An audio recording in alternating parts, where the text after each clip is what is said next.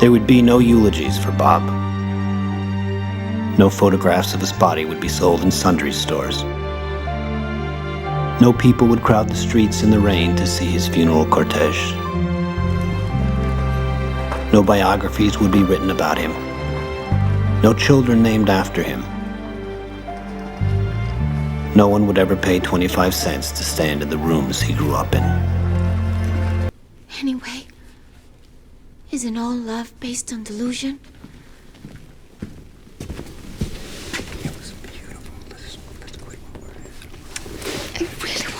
Thank you, John. Thank you, gentlemen. That was, We'll hear from you. pretty bad, wasn't it? What do you think, boss?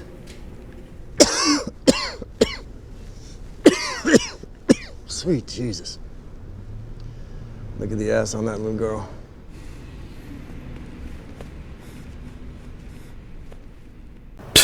Man, I just realized that I'm calling this video Black on Blonde, and what that suggests.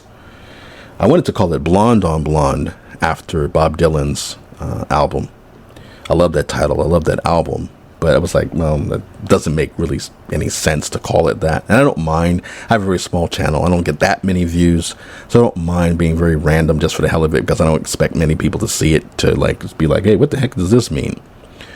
So I was thinking about calling it Blonde on Blonde, but I was like, nah, never mind. And so I was thinking, well, maybe I'll call it Blonde, B-L-O-N-D, on Blonde, B-L-O-N-D-E. And then, you know, the blonde without the E is a reference to Frank Ocean's album, which I like that album a lot.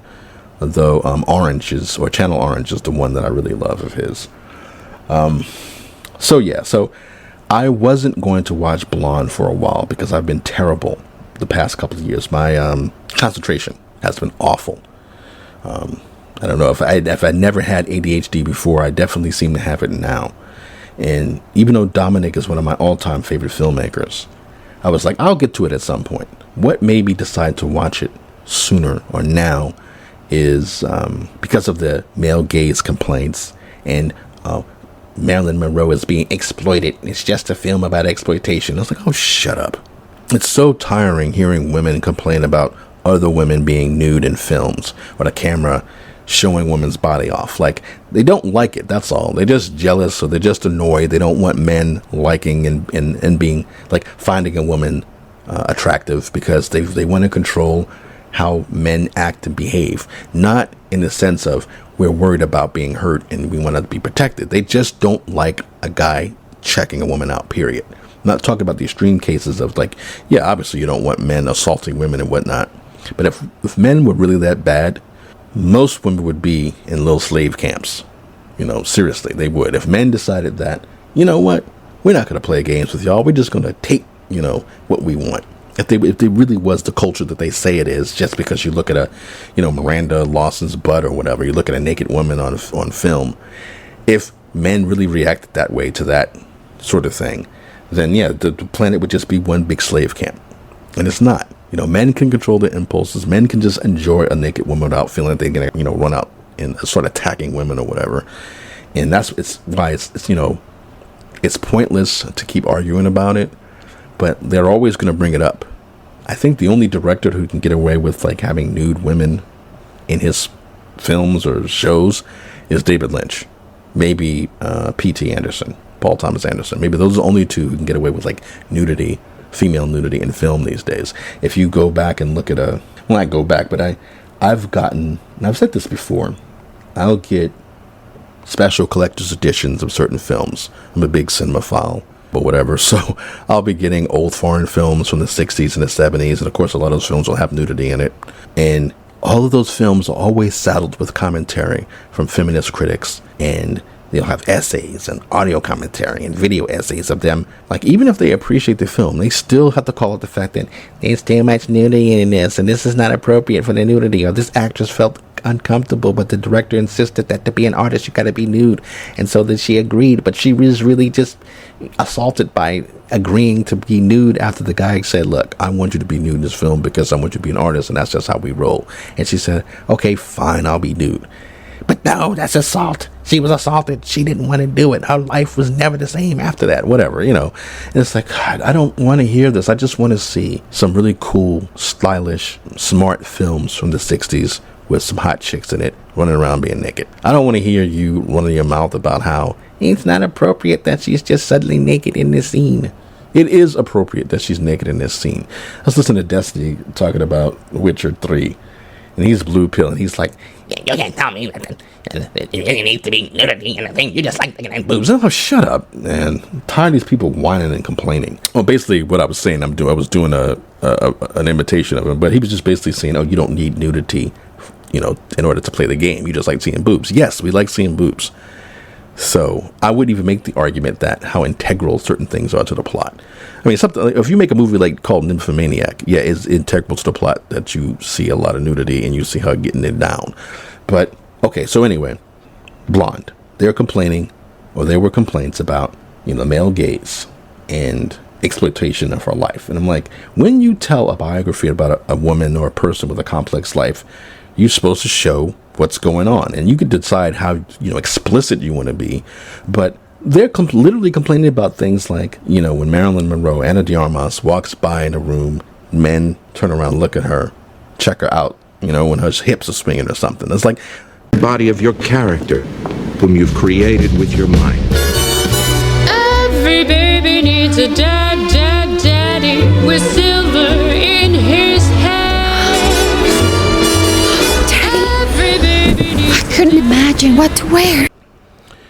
Now, Ana de Armas is really good in the movie. She looks great. She's acting really well. She conjures up the image of Marilyn. And, you know, of course, that also with, you know, the costuming, the hair, the makeup. She does the voice really good. She does the eyes. She does a really good job. Her accent, it kind of goes in and out. I don't hear it as much as some people seem to. I think maybe some scenes that they filmed earlier, it's probably heavier than others. I mean, I know that in particular, there's a scene where she's talking to Arthur Miller, the playwright who she ends up marrying. And she sounds straight up Latina. And I was just having, you know, little jokes to myself. It's like, Arthur Miller is like, wait, I didn't realize you were Latina, that you were Latinx. And she's like, oh, yes, I'm very Latina. I'm sorry. Yes. So I'm sorry. But anyway, I just making little dumb jokes to myself when you can hear her accent. And people are like, wait, what? What did you just say? But no, like, it's filmed so well. I already done a couple of clips here, like that first clip that I used where she's having an audition for one of her earlier films. And she just looks good. It's like she looks perfect, and the camera looks perfect. Like, I mean, you know, the cinematography looks great. It's just really good. But the problem is I can't defend it like I thought I would be able to defend it. Andrew Domink is really one of my favorite filmmakers, but mainly on the strength of two films. The first is the sublime masterpiece, the greatest Western of all time, at least my favorite Western, and probably the best movie of the 21st century, if you don't count Mulholland Drive, which is, of course, the assassination of Jesse James by the coward Robert Ford. That bitch-ass nigga coward Robert Ford. It is interesting the many ways you and I overlap. You're the youngest of 3 James boys, and I'm the youngest of 5 Ford boys. You have blue eyes, I have blue eyes. You're 5 feet 8 inches tall, I'm 5 feet 8 inches tall. I honestly believe I'm destined for great things, Mr. James. You're giving me signs that make me wonder. Maybe your mind's been changed about me. Can't figure it out. Do you want to be like me, or you want to be me? You think it's all made up, don't you? You think it's all yarns and newspaper stories. He's just a human being.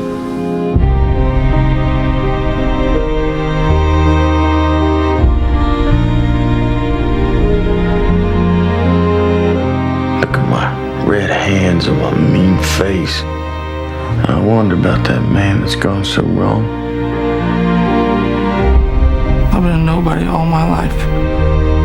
I know I won't get with this one opportunity, and you can bet your life I'm not going to spoil it. Seems to me if you have something to confess, you spit it out now.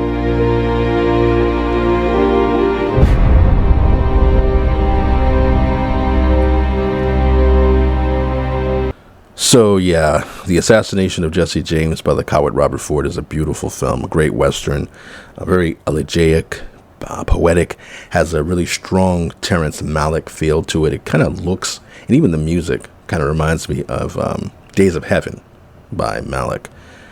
The other really good film from Domink, where I was like, oh, I'm going to watch Blonde, definitely. And I thought, like I said, I thought I was going to defend Domink with regards to Blonde because of, the films of his that I really like. Jesse James and Chopper. Chopper's a great film. You've probably read all the newspaper stories about me. Australia's most keen. And you've heard the word on the street about me. Do I look like Mother Teresa to you? And you've got a picture in your head of what bloody Chopper Reed's like. Keith seems to have done himself a mischief. We're sitting here at this bar, all very nice and cosy, and I'm a bit of a bloody letdown to you.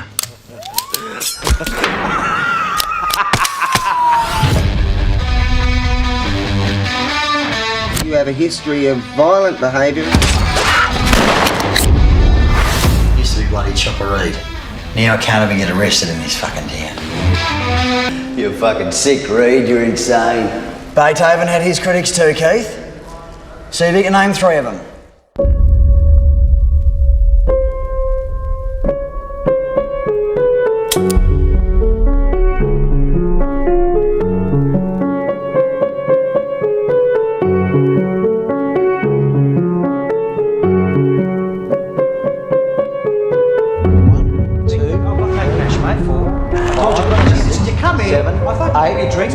Sit the fuck down. 11, 12, 13, 14. Stop with the fucking camera. Chopper's a lot like Jesse James in the sense that, you have this really violent but charismatic lead, and he's going around, doing those horrible things, but you like him anyway. And then, he turns on his family and friends at certain times, and he feels bad about it, and you're like, come on, man. Good stuff. Really good movie. It feels like a strong precursor to Bronson with Tom Hardy, directed by Nicholas Winding Refn. I saw Bronson first, so when I saw Chopper, I was like, man, this is almost exactly the same film in a lot of ways. But yeah, so with Blonde, the problem is I can't defend Domink on this film like I thought I could. I don't care about the male gaze. I don't care about, exploiting her life and her troubles or foibles. I think the issue, though, is De Armas doesn't get a lot to do. It's a really good performance, but she doesn't get a lot to do. She's one note throughout the entire film. She's constantly sniveling and whining and crying. She'll be on a date with a nigga, crying and sniveling. Like, she was shy. And that was the thing that people didn't think that she would be a successful actress or good at acting because she was so shy. But the way it's framed in the film in Blonde, it's not that she's shy, it's that she's sniveling. Like, she's just like, it's not just like her shyness. Usually when someone is shy and socially awkward or something, they're usually kind of giggling and just or just really quiet and like in Marilyn's case, at least in this film, she's always like about to cry. Like, I really talk, I don't know what's gonna happen if I say anything. It's really annoying. It was so bad I was texting and voice messaging my brother while I was watching it, just pissed at how much she was crying. And yeah, she's on a date with Jolton Joe DiMaggio at one point. The hand. How'd you get your start? Maybe. What start? In movies. I guess I was discovered. All right, so that scene really begins where Jolton Joe's talking about, he's retired and all his like publicity activities and things that he does now that he's no longer playing baseball. And Marilyn's all like, wow, it must be great to be a hero. It must be something else. And then they talk about, how much they see one another in the papers. And he was like, I don't, you're much more popular than I am. You're much more in the news than I am. And she takes that and turns it into this sad thing about, they just make up stories, and she's already getting sad. And so to make her feel better, Jolton Joe asks her how she got her start. And of course, her start was horrible. So I had to clip some of the some of her little memory of the time she went to read for Daryl F. Zanuck, emphasis on the letter F. That didn't happen for real.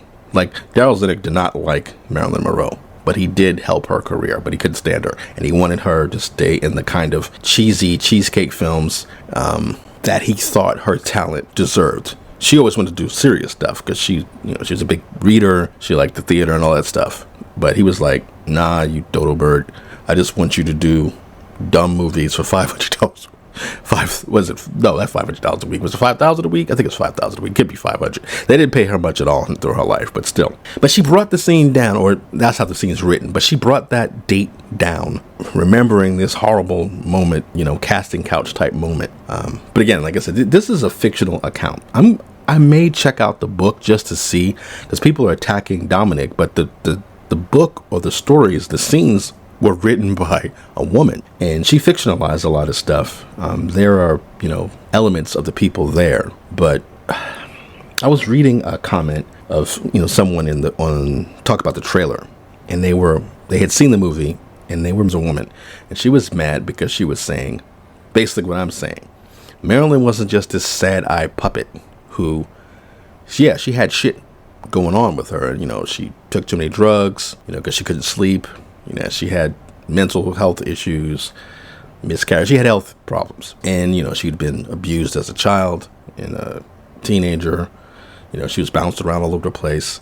And, she understood the game as far as, Hollywood goes. So she was sleeping with, different men of influence to kind of help her career. She was the type of person, I won't say she's the type of person, but she did things to use people to get what she needed, right? And then you could say, well, she's a woman, she's in this position where she's got to do that to make sure she, survives, and that's fine. So that's not an issue. The issue is, though, that everything is treated like, like she's just constantly sniveling and whining about everything. But no, she looks at somebody like, shut up. She looks at somebody like, sorry, I'm talking to somebody outside. Elia Kazan, the director, she wanted to make a movie with him. So she was like, all right, I want to make that movie. I want to make sure he pays attention to me. I'm going to go fuck him. And that's what she did. So shut up. Yeah, I think they turned the water off. They turned the water off from my apartment. So now the workers are yelling at each other while I'm trying to record over here. So yeah, there isn't really a lot to say, because basically I would just be pedantic at this point. The main issue for me is that she's one note the entire time. And so I can see people saying it's an exploitation in the sense that they're basically just creating this poor, sad puppy dog of a person who actually had, and I hate this word, but she had more agency than that.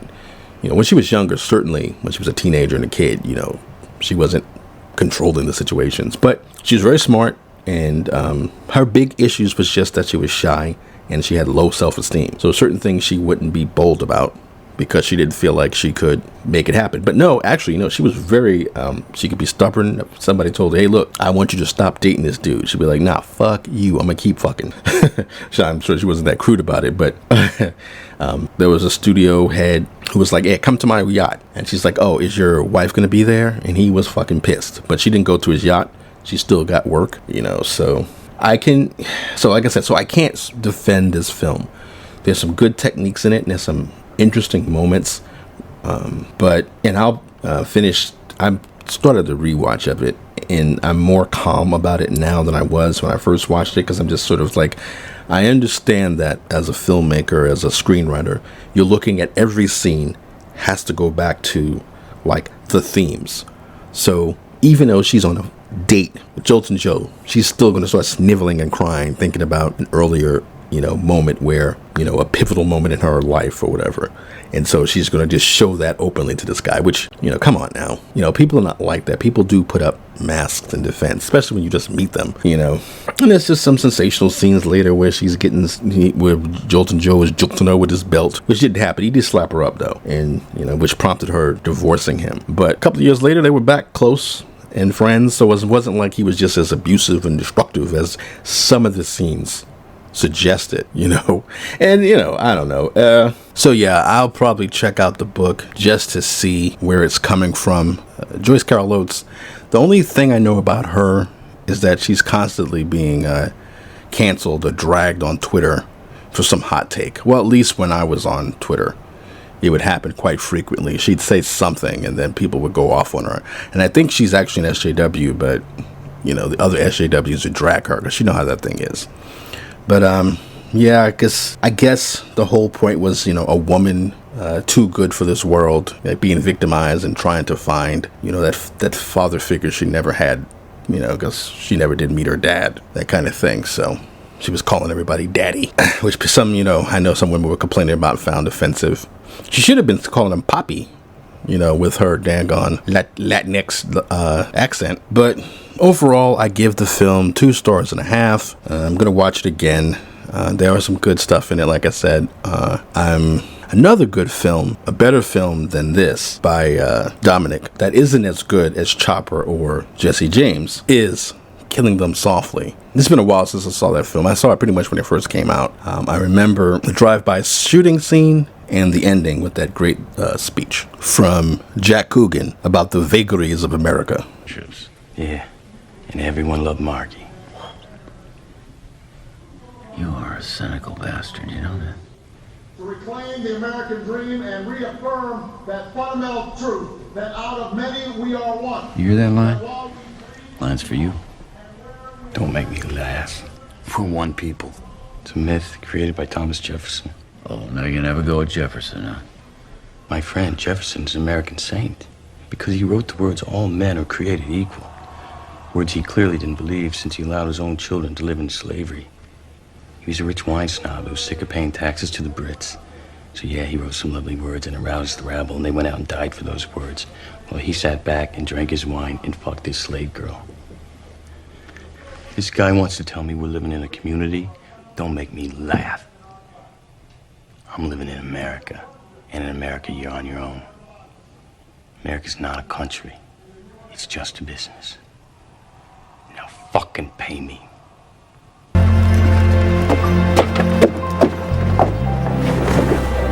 Hello, Bob. The shotgun would ignite, and Ella May would scream. But Robert Ford would only lay on the floor and look at the ceiling, the light going out of his eyes, before he could find the right words.